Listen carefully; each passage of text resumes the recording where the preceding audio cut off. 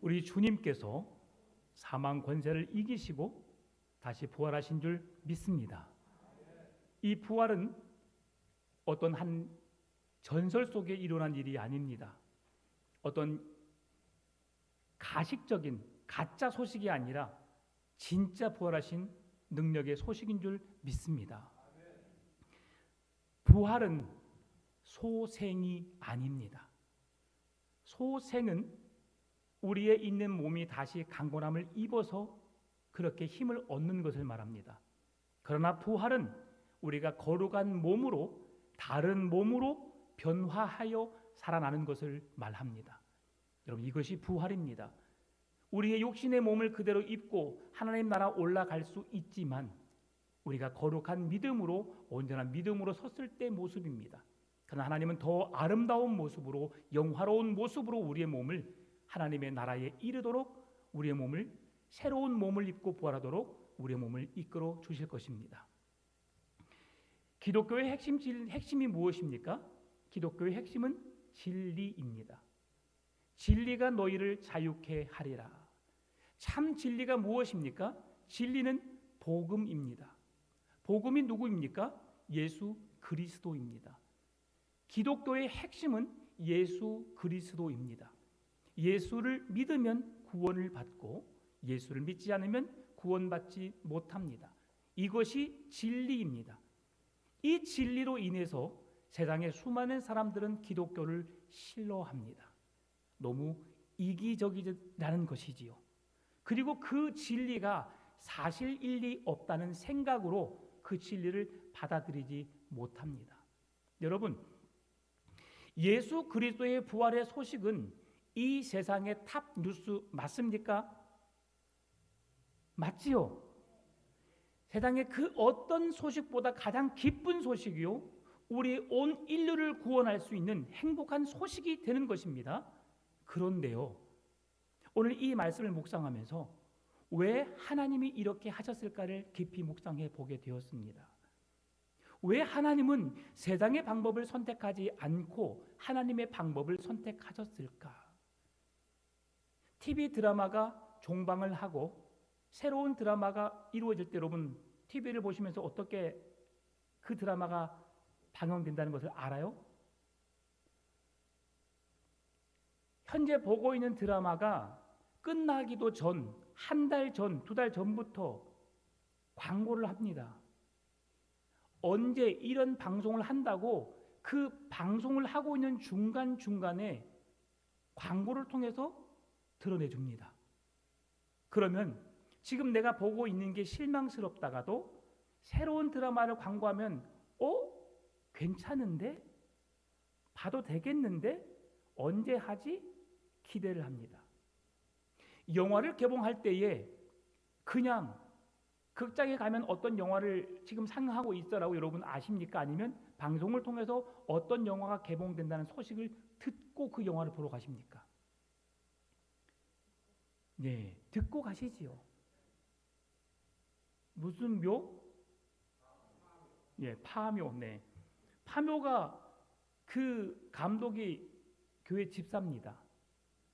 그런데 좀 이상한 영화를 만들었죠. 그런데 그 이상한 영화가 지금 1,000만이 넘는 관객들이 동원되었습니다. 참 놀라운 일이죠. 예. 어떻게 알게 되었냐고요? 유재석이 나오는 프로가 뭐죠? 유퀴즈에서 나와서 이야기를 해도 살았습니다.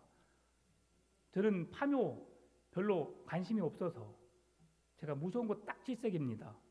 네, 그래서 저는 잘 안 봐요. 저는 곡성도 안 봤습니다. 곡성에 가면 제가 괜히 힘들까 봐서 곡성을 안 봤어요. 네, 저는 그 공포를 별로 안 좋아합니다. 네, 그런데 어떻게 알았다고요? 광고를 통해서. 만약에 하나님께서 이 세상의 광고를 통해서 전 세계에 예수 그리스도의 부활을 알렸더라면 그냥 이 세상은 끝날 것 같습니다. 왜냐하면 주의 복음이 땅끝까지 증거됨으로 인해서 그 역사가 나타날 것인데 지금 세상의 사람들이 그것을 허락지 않습니다. 기독교 방송이 우리 한국 사회에 극동 방송이 전 세계의 라디오로 그리고 그 전파가 잡히는 곳까지만 지금 전파가 되고 있죠. 여전히 오지와 같은 곳에는 예수 그리스도의 복음을 듣고 싶어도 들을 수 없는 지역이 있습니다.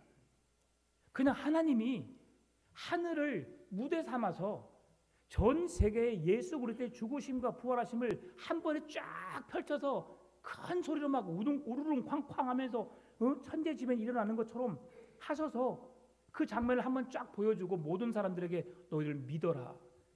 믿으면 구원이요. 믿지 않으면 너희들은 죽음에 이르게 된다. 심판을 피할 수 없게 된다.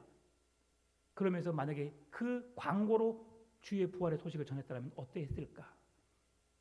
그런데 주님은 그런 광고 효과를 사용하지 않으셨어요. 그리고 오늘 본문을 통해서 소개되고 있는데 정말 세상에서 가장 천하다고 여기는 그 한 사람을 통해서 하나님은 복음을 세상에 드러내게 하십니다. 이것이 하나님의 방법이었다는 것이지요. 여러분 지금 드라마가 뭐가 유행해요? 모르지요. 여러분 성경을 묵상하느라고 경건하시니까 무슨 드라마인지 잘 몰라요. 저도 잘 모릅니다. 피는 뭐 그런 게 있잖아, 그렇죠? 여러분 보세요? 네네 그렇습니다. 그런 게 있어요. 저도 가끔씩 봅니다. 가끔씩. 네. 오늘 다시 말씀을 우리가 함께 보게 되면 예수님은 하나님은 절대 세상의 방법을 사용하지 않았다는 거죠. 하나님의 방법으로 복음을 선포하는 일을 주장하시고 그 일들을 이루어 가신다는 것입니다. 어떻게 보면 답답해 보일 수 있습니다. 그러나 그것이 하나님이 원하시는 일이었고 기뻐하시는 일입니다. 오늘 본문의 마태복음 16장, 마가복음 16장 말씀을 보면서 1절이 어떻게 시작하냐면 안식일이 지나매라는 말로 시작됩니다. 이 말은 토요일 오후 6시가 지났다라는 말입니다. 우리의 하루의 날은 저녁 12시부터 시작을 해서 다음 날 지금 어제 토요일에 저녁 12시가 되면 토요일은 지나간 것이고요. 이제 주일이 된 것이죠. 그리고 오늘은 주일 11시 44분이 된 것입니다. 그리고 조금 있다가 12시 지나고 저녁 12시가 되면 주일이 끝나고 월요일을 맞이하게 됩니다. 우리나라는 12시를 기준해서 12시가 지나면 저녁 12시 지나면 하루가 지났다고 말합니다. 그런데 유대인들의 절기 속의 하루는 오후 6시가 하루의 시작의 시간입니다. 6시가 지나고 다음 날 6시가 됨으로 인해서 그 날이 하루가 되는 겁니다. 그러니 지금 6시가 지났다라고 하는 것은 안식일이 지났다. 그리고 안식 후 첫날이 되었다라고 하는 것을 우리에게 보여주고 있는 것이지요. 아리마대 사람 요셉, 아리마대 출신 요셉. 여러분 이 사람은 어떤 사람이었는가? 오늘 새벽에도 함께 말씀을 살펴보았지만 이 예수님의 제자였다고 말씀해주고 있습니다. 예수님의 제자였지만 그는 유대인들이 두려워서 자신의 모습을 드러내지 않고 숨어 있다가 결국 마지막 자기의 믿음을 어느 때 보였느냐? 예수님이 죽고 난 이후에 그의 몸을 장사 지낼 사람이 없기에 그는 그 자신의 신분을 이제 드러내고 빌라도 총독에게 찾아가서 예수님의 시체를 달라고 말한 사람입니다. 그리고 마지막 주님의 장례를 치룬 사람이 아리마대 출신 요셉이었지요. 여러분 예수님의 제자 중에는 드러난 제자가 있습니다. 드러난 제자는 12명의 제자이지요. 그러나 드러나지 않는 제자가 2명이 있었습니다. 누구입니까? 아리마대 요셉하고 그리고 니고데모였습니다. 여러분 니고데모 어떤 사람이죠? 어떻게 하여야 거듭날 수 있겠습니까? 라고 물었던 사람입니다. 그가 하나님의 계명 제5계명으로부터 10계명에 이르기까지 모든 계명을 다 지켰던 사람입니다. 하나님을 사랑하고 내 이웃을 내 몸처럼 사랑하라 라는 말씀도 다 지켰던 사람입니다. 얼마나 완벽한 사람입니까? 그러나 그가 예수님의 진정한 제자가 될 수 없었던 것은 마지막 예수님의 말씀에 의한 것이었지요. 너의 소유를 팔아 가난한 자들에게 나누어 주어라. 이 말씀으로 인해서 그 청년은 이 니고데모라는 청년은 근심하여 돌아가니라라고 말씀해 주었습니다. 그런데 그가 조금 더 지나게 되면 대제사장과 서기관들이 예수님을 증오하고 저주하는 그 현장에서 예수님의 편에 서서 그를 지지했던 사람이 이 니고데모였습니다. 그리고 오늘 본문의 말씀에 우리가 나와 있지 않지만 요한복음 말씀 보게 되면 그 니고데모가 어떻게 했느냐, 예수님의 시체에 바를 수 있는 향품을 준비해 와서 그 향품을 예수님의 몸에 바르려고 가지고 옵니다. 그 양이 29kg라고 말씀드렸고요. 그 양의 가치는 수천만 원에서 수억 원이라고 말씀을 드렸습니다. 물질 때문에 근심하여 돌아갔던 그가 진정으로 예수님을 만나게 되니까 예수님을 위해서 헌신할 수 있는 믿음으로 그가 변화되었던 것을 보게 됩니다. 여러분, 이 그가 무덤을 마지막 예수님의 시신을 넣어놓고 돌문이 잠겨 있는 것을 막달라 마리아와 다른 여인들이 그것을 보았습니다. 그걸 유심히 지켜보았지요. 왜 지켜보았지요? 예수님이 살아나신다는 사실을 그들이 듣고 기억했기 때문입니다. 예수님이 살아나실 것이라는 확실한 믿음이 있어서가 아니라 예수님의 말씀에 귀를 기울였던 것이지요. 예수님의 한 말씀 한 말씀에 관심을 가졌던 것이지요. 그러니까 이제 예수님이 죽은 지 3일 되었을 때에 그가 살아난다는 말씀을 들었기 때문에 어떻게 되나 보자라고 아마 갔을 것 같습니다. 그런데 그들이 가면서 그들 또한 예수님의 시신에 이제 향품을 발라서 마지막 장사 지내는 그 모든 관례를 행하기 위해서 그들 또한 향품을 준비하여 갔다라고 오늘 본문의 1절에서 말씀해 줍니다. 그런데요, 이들이 그렇게 가고 있는데 걱정거리가 하나 생겼어요. 오늘 본문의 4절에서 말씀해 주고 있는데 눈을 들어 본즉 벌써 돌이 굴러져 있는데 그 돌이 심히 크더라. 큰 돌로 인해서 삼들에 말할 때 우리를 위하여 무덤 문에서 누가 돌을 굴려 주리요? 근심이 있던 것이죠. 우리가 예수님의 시체에 바를 수 있는 향품을 가지고 가는데 분명히 예수님이 죽으실 때에 그 무덤의 문을 닫았던 돌문이 있었던 것을 확인했던 거죠. 학자들에 의하니까 1.8m에서 2.5m가 되는 돌문이라고 합니다. 여러분, 그러면 1.8m가 제 키가 176입니다. 이게 176입니다. 이렇게 한 바퀴 돌면 176에 크게 돌이 나오죠. 2m 50은 여기다가 한 80cm를 더 더한 것입니다. 엄청난 큰 돌이겠죠. 여성의 몸으로 들 수 있는 사람이 아마 없을 것 같습니다. 돌문을 옆으로 밀 수 있는 사람도 없었을 것 같습니다. 그 돌문이라고 하는 것은 어떤 거였을까요? 지금처럼 문처럼 얇게 만들어서 그렇게 움직였을까요? 아니겠지요. 아마 큰 돌덩어리를 밀어서 놓았을 것 같습니다. 지렛대를 사용하지 않고서는 그 돌문을 옮길 수 없도록. 왜 그렇습니까? 그 빌라도의 법정에서 로마의 병사들이 그 예수가 죽은 지 3일 만에 다시 살아난다는 말씀을 믿고 그들은 그 돌문을 지키겠거든요. 아무도 와서 돌문을 움직이지 못하도록 했습니다. 병사들이 지키는 것뿐만이 아니라 어떻게 했을까요? 돌문을 그 누구도 쉽게 옮길 수 없는 돌을 그 무덤에 막았을 것입니다. 여러분, 그런데 그들이 그렇게 걱정하고 가는데 놀라운 일이 벌어진 거죠. 무슨 일이 벌어진 거죠? 여성의 힘으로 돌문을 옮길 수 없다고 생각했던 그 돌문이 활짝 열려 있는 것입니다. 여러분, 무덤에 들어가 보신 적 있으신가요? 네. 경주에 가다 보면 경주에 보면 능들이 있습니다. 거기 저도 두려움 없이 들어가 보았습니다. 한 7년 전, 8년 전 성지순례를 다녀왔었는데요. 그때도 예수님이 누우셨던 그 돌문, 정확하게 돌문은 아니지만 그곳에서 옮겨와서 어느 유적지에다가 예수님이 누우셨던 그 땅이다, 기도하셨던 땅이다라고 하는 그 무덤에 들어가 보았습니다. 그런데 아무런 두려움이 없었습니다. 여러분, 어렸을 때 기억하시나요? 어렸을 때부터 도시에 사신 분들은 모르겠지만 저처럼 시골 사람은 시골 동네에 들어가기 위해서는 항상 산을 넘어야 했습니다. 그렇다고 여러분, 그렇게 시골 아니었습니다. 그냥 동네에서 동네로 연결되는 곳인데 동네에서 동네가 연결되는 곳에 살짝 언덕이 있었고 옆으로 그냥 동네 뒷동산 같은 높은 산이 아니라 뒷동산 같은 산이 있었습니다. 그런데 큰 길 옆에 묘지가 있었어요. 근데 어렸을 때 우리 친구들이 항상 그랬어요. 저녁에 지나가면 하얀 소복을 입고 있는 여자가 울고 있어. 너 혼자 그 길을 지나가면 반드시 그 여자를 만날 거야.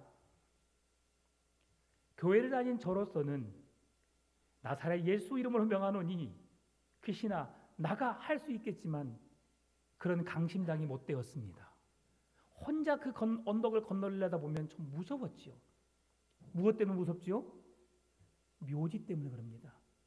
묘 안에 누가 있기 때문에, 죽은 자가 있기 때문에 두려움이 엄습해 오는 거죠. 그러면 그 돌 무덤이라 하지만 사람이 죽었습니다. 죽은 자를 본다는 것 결코 쉬운 일이 아니지요. 그런데 그 무덤을 향해서 여인들이 달려 들어갑니다. 이것은 그를 사랑하는 표현입니다. 사랑하는 사람은 죽음 앞에 있어도 결코 두렵지 않아요. 무섭지 않아요. 제가 그 모습을 직접 보았거든요. 근데 저에게는 두려움이 있더라고요. 저희 할머니 돌아가신 다음에 제가 그 방을 한 3개월 동안 못 들어갔어요. 그냥 무섭더라고요. 제가 초등학교 6학년 때까지 할머니랑 같이 살았습니다. 할머니의 사랑을 독차지했죠, 제가. 그랬던 저인데 할머니가 떠나고 나니까 두려움이 엄습해 오더라고요. 그리고 그 방에 무서워서 들어가지 못했어요. 그 방에 잠을 잔다는 것 더욱 무서웠습니다. 여러분, 사랑함에도 불구하고 그런 두려움이 엄습해 오는데, 그러나 진정 사랑한다면 두려움은 사라지게 되어 있어요. 이 여인들이 그 무덤 안으로 들어가게 됩니다. 들어가게 되는데 돌문이 열린 것도 두려웠지만 더 두려운 일이 생기는 겁니다. 예수님이 누워 계셔야 할 그 자리에 예수님이 계시지 않는 거예요. 그리고 그 자리에 누가 있습니까? 한 청년이 앉아 있습니다. 놀랄 일이죠. 예수님이 계셔야 할 그 무덤 속에 한 젊은 청년이 앉아 있는 겁니다. 이 청년은 천사입니다. 그러면서 이 천사가 이 여인들에게 말합니다. 두려워하지 말라. 두려워하지 말라. 그러면서 예수님의 부활의 소식을 전해줍니다. 오늘 6절, 7절 말씀 우리 같이 읽어볼까요? 6절, 7절. 청년이 이르되 놀라지 말라. 너희가 십자가에 못 박히신 나사렛 예수를 찾는구나. 그가 살아나셨고 여기 계시지 아니하니라. 보라, 그를 두었던 곳이니라. 가서 그의 제자들과 베드로에게 이르기를 예수께서 너희보다 먼저 갈릴리로 가시나니 전에 너희에게 말씀하신 대로 너희가 거기서 배우리라 하라 하는지라. 아멘. 여러분, 여기서 이 청년 천사가 하는 말에 우리가 집중할 필요가 있습니다. 그가 뭐라고 고백합니까? 너희가 십자가에 못 박히신 누구를? 나사렛 예수를 찾는구나. 여러분, 나사렛 예수라는 이름이 어떤 의미를 가지고 있습니까? 그 작은 마을에, 초라한 마을에 유대인의 왕, 구원자, 메시아가 나겠느냐라는 조롱의 메시지였습니다. 비웃음의 메시지였습니다. 그런데 지금 이 천사가 동일한 의미로 동일한 말을 하고 있는 겁니다. 네가 유대인의 왕이냐? 어찌 너 같은 자가 유대인의 왕이 될 수 있느냐? 비웃음과 조롱의 거리의 말을 다시 천사가 그대로 반복하고 있다는 사실이죠. 왜 그렇습니까? 지금 부활의 소식을 전하기 위해서 이 천사가 그 여인들에게 말을 하고 있는데요. 부활하신 예수는 너희들이 그렇게 천박하게 여기고 그렇게 멸시와 천대와 조롱을 일삼았던 그 십자가에 못 박혀 죽겠던 그이지만 너희들이 그를 하나님의 아들로서 구원자로서 메시아로서 인정하지 않았지만 그는 사망의 권세를 이기시고 부활하신 승리의 주님이시다. 이것을 드러내기 위함입니다.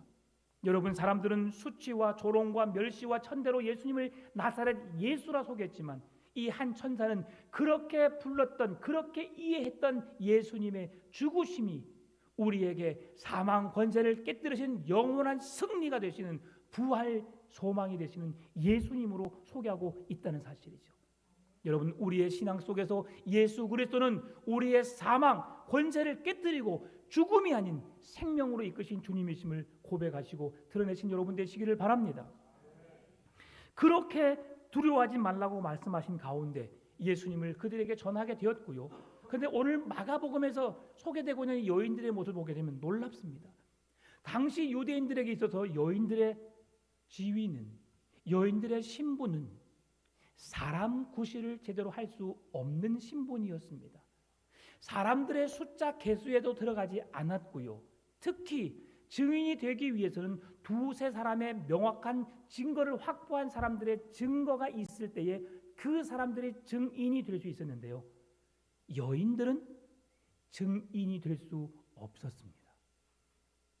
2명, 3명이 확실한 증거를 보았음에도 불구하고 여인들은 증인이 될 수 없었는데 왜 하나님은 이 3명의 여인들에게 하나님의 증인이 되는 예수 그리스도가 사망 권세를 깨뜨리고 부활하신 부활의 현장을 가장 먼저 목격한 주님의 증인이 되게 하셨을까?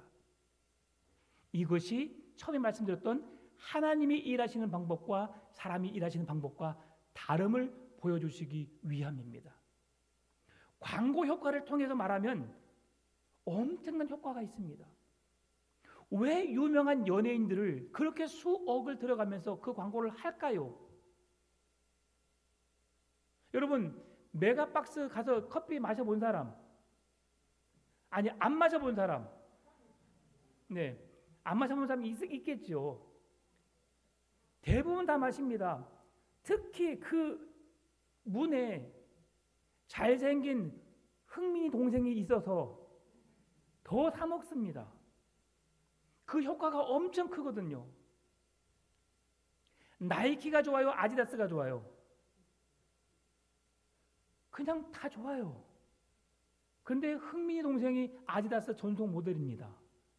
그래서 사람들이 또 그걸 좋아하는 사람들은 그걸 사게 되어 있어요. 거기에서 오는 매출이 어마어마합니다. 그 기업에서 손흥민에게 주는 돈보다도 몇십 배, 몇백 배의 수익을 얻기 때문에 그렇게 광고 효과를 내는 거예요. 그러면 예수님께서 부활하신 사실을 정말 건장한 남성들에게, 그것도 그 시대에 많은 사람들에게 인정받는 그런 사람 3명을 두어서 예수님의 부활을 목격하게 하고 예수님의 증인으로 그들을 세웠다면 더 명확했을 것을, 왜 예수님은 그렇게 연약한 여인들을 예수님의 복음의 증인된 삶을 살게 하셨을까? 이것이 하나님의 방법이었다는 겁니다. 그 여인들이 예수님의 제자들에게 나가서 복음을 전합니다. 예수님이 말씀하신 대로 3일 만에 부활하셨습니다. 그 주님을 내 뒤에 서 계신 예수님을 보고 당신에게 전하는 것입니다 하고 예수님의 2명의 제자에게 말해 주었습니다. 그런데 놀라운 일은, 오늘은 놀라운 일밖에 없어요. 예수님의 2 제자가 믿지 않습니다. 그렇게 믿지 않고 시골길을 향해 걸어가고 있는 그 2 사람에게 나타나지요. 우리가 성경적인 말로 엠마오로 향하는 2 제자를 향해서 예수님이 나타나신 거죠. 그러면서 내가 죽음에 이르지 않고 너희들에게 말씀했던 대로 다시 살아나셨느니라. 예수님은 제자들에게 3번이나 예수님과 함께 있던 자리에서 내가 죽음에 이르게 되고 죽음을 이기고 다시 살아나리라는 말씀을 분명히 3번이나 말씀해 주셨음에도 불구하고, 그리고 부활하신 주님이 내가 그러라고 그 앞에서 말씀하셨음에도 불구하고 그 제자들은 믿지 못했습니다. 그리고 더 놀라운 것은 그 2 사람이 예수님을 만나고 난 다음에 남아있는 9명의 제자들에게 이야기했음에도 불구하고 그 9명의 제자들도 믿지 못했다는 것이죠. 여러분, 진정한 믿음이 무엇일까요? 예수님의 제자라고 하는 그 자리에 서 있는 것이 주님의 진정한 제자일까요? 그것이 참 믿음일까요? 아닙니다. 돈이 아까워서 주님의 진정한 제자가 될 수 없었던 한 사람,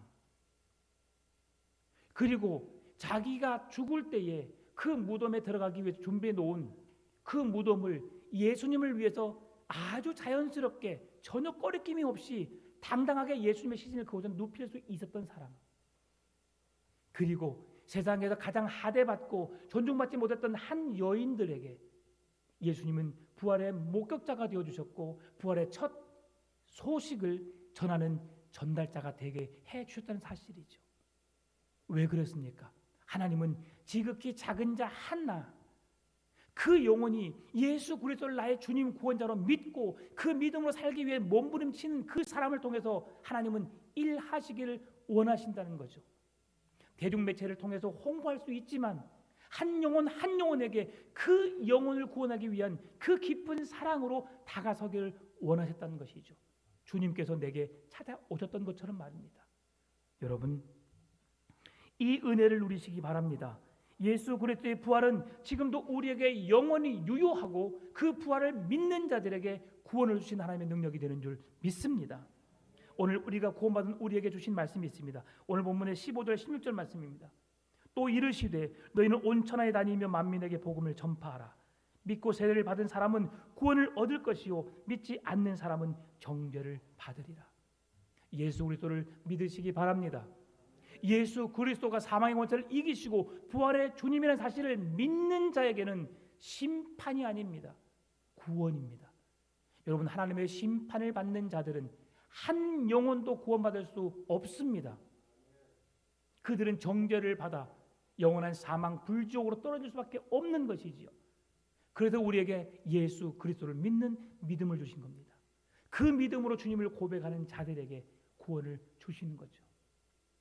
여러분, 예수 그리스도의 이름을 부르면 진짜 구원받을까요? 진짜 구원받을까요? 그 이름의 능력이 있습니다.